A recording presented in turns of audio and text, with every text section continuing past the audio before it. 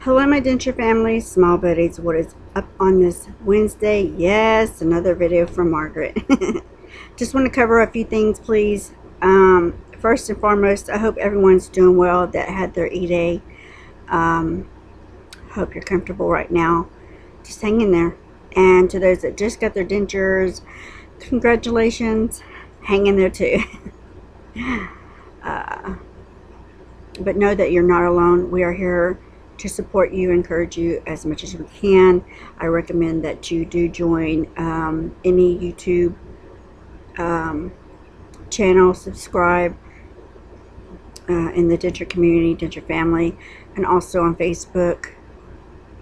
Grab you a group and just enjoy the support that they all offer. They all do.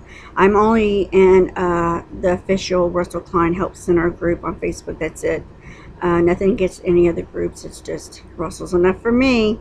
But it's good to get the information that you need if you're going to be a denture wearer or if you're just starting in the journey. Yeah. All right. Let's talk about Russell. Now, there's been so many questions for a while. When is the best time to buy your impression kit, even though you haven't had your eday yet? 3 months, I've heard. You can even do that, but I've heard a lot of things. I would really recommend that you just go to Russell himself, even if you haven't even had your eday, but you're wanting to go through Russell. And even if you're not sure yet how you want to get your dentures through who, but you have Russell in that little category of thought, what a perfect time to email him, start bonding with him, build that relationship, get them questions to him, what you're wanting, what's about to happen for you, if it does yet, or what you're looking for. Just start building that and bonding with him now. That way, when things are right for you and you're ready to deal with him, you'll know, and it'll be less stressful, actually. Like I mentioned before, I learned about Russell through Eskimo Girl and a few other YouTubers. Now, mind you, when I learned about him, I had no teeth at all. I didn't even know anything about Facebook groups at all. Denture groups at all on Facebook. I just didn't. Nothing against anything like that. I just didn't know. But I did my research on Etsy. Then Russell. Read all the reviews that I could. I still read those till this day.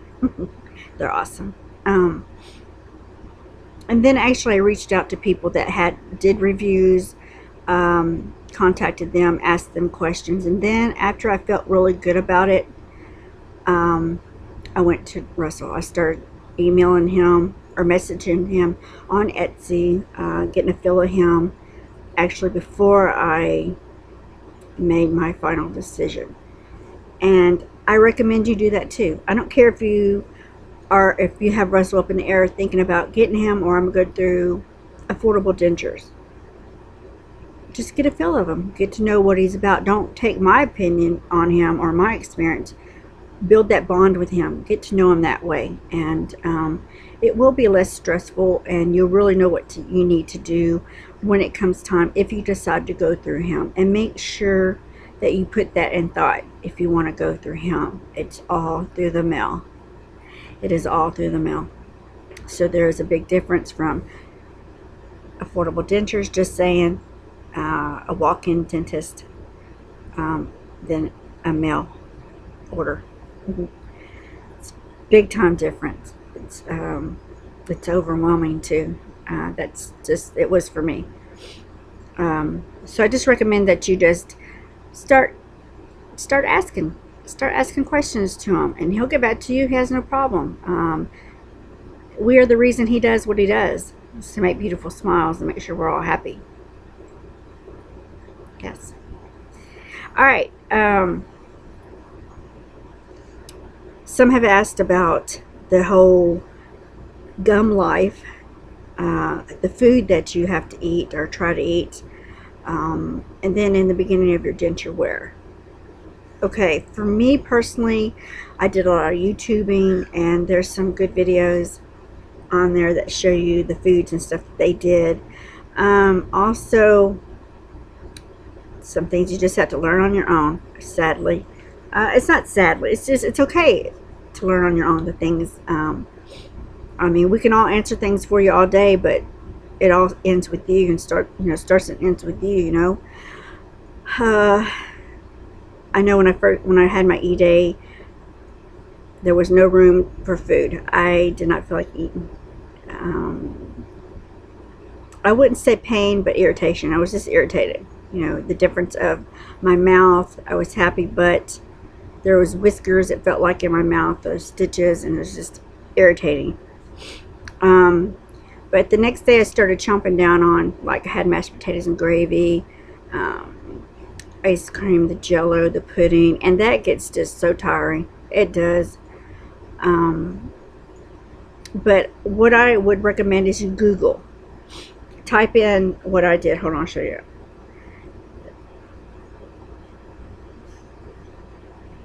Oh my goodness, there's so many people.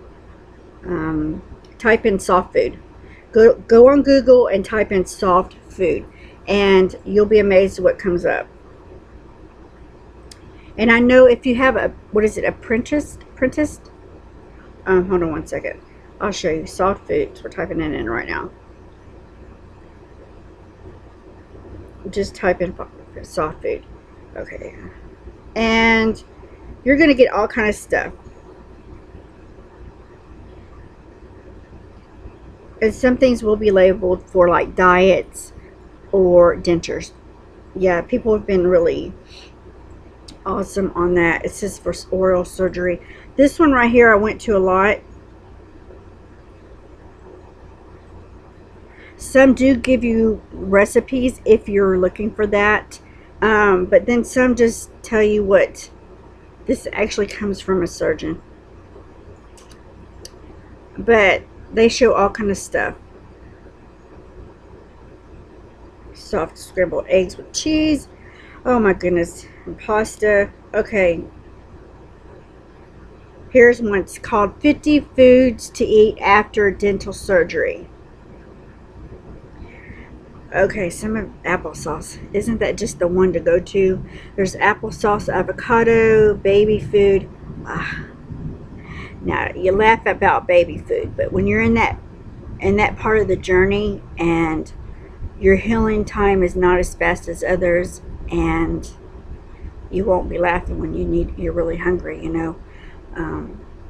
baked beans and spaghetti, I don't know about that. That seems a little, it just depends on the stage. Bananas, broth, casseroles, cheesecakes, cheese, clams, custard dips. It just really depends on jello. There's jello and oatmeal. I mean, the ones that I went to were like oatmeal, ice cream, mashed potatoes. Not even a full meal. It was just one item, like mashed potatoes, mashed potatoes, puddings, Roman noodles. No, I didn't do that for a while. Sherbet, you can get that blender out, make shakes and stuff like that, but that gets tiring too. But it just really depends on your stage and of your journey, and the healing of your gums. Don't be afraid of the food. Practice, challenge yourself, but don't hurt yourself. I know that too well. I mean, I even did a video. I don't know if Bill remembers this. I was so irritated. That I couldn't eat anything but soft food. So I made some Brussels sprouts, and I sure thought I made them tender enough. The fork went right through them. I mean, just with no problem. But then when I started eating them, it was like hard as a rock. I mean, to me it was, because I was still healing, but I was freaking hungry. And I was so mad. I even started crying. I was like, I'm hungry, but I wanted to try. And it doesn't hurt to try. It doesn't, to challenge yourself, but don't hurt yourself. Especially if you still have your stitches, your little whiskers in your mouth.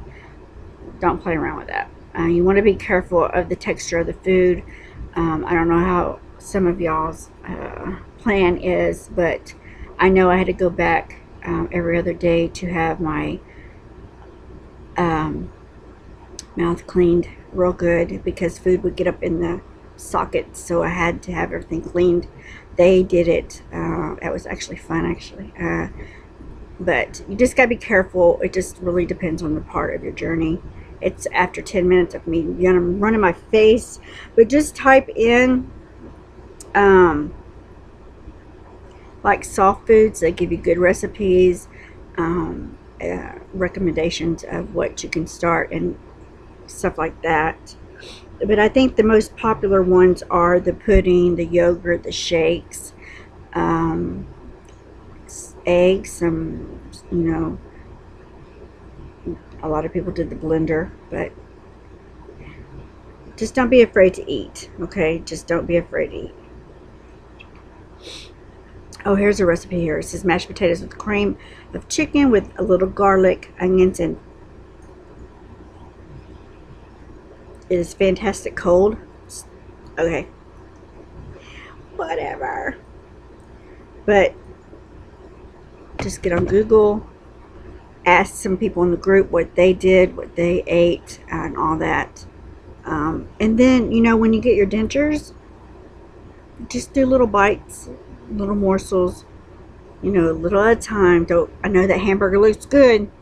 I know it does. I've been there, I know. But don't just go digging into it, because you might just,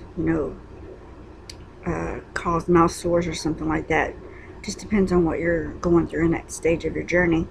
Just go in little, small, you don't even have to take a bite. Just pull, take the morsel off like I did. I did a lot of that, especially in my gum life.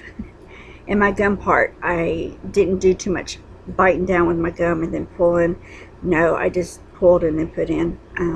It's just how I chose to do it. It was comfortable for me. You will learn your technique, what works for you. Best of luck. And what was it called?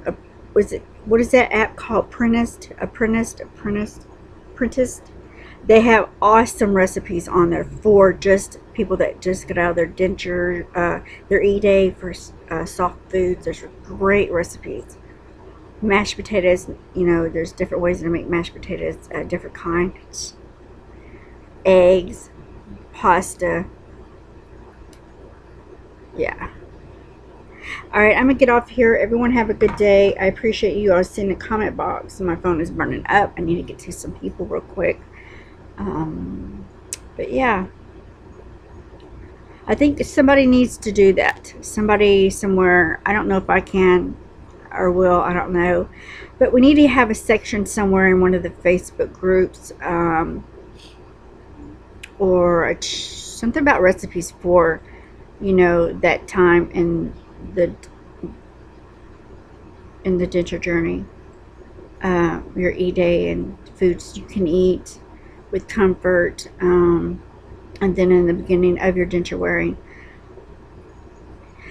Yeah. Somebody needs to do that. Where it's easy for people just to look up. I mean, it's easy to type it in Google and just go from there. Or just word of mouth, or practice on your own what works for you. Oatmeal. I loved oatmeal. But you do get burned out on some stuff. You do. I mean, the cat food was even looking good, but I didn't. I'm just joking. Bye, y'all. I will talk to you later. I appreciate you very much. Bye.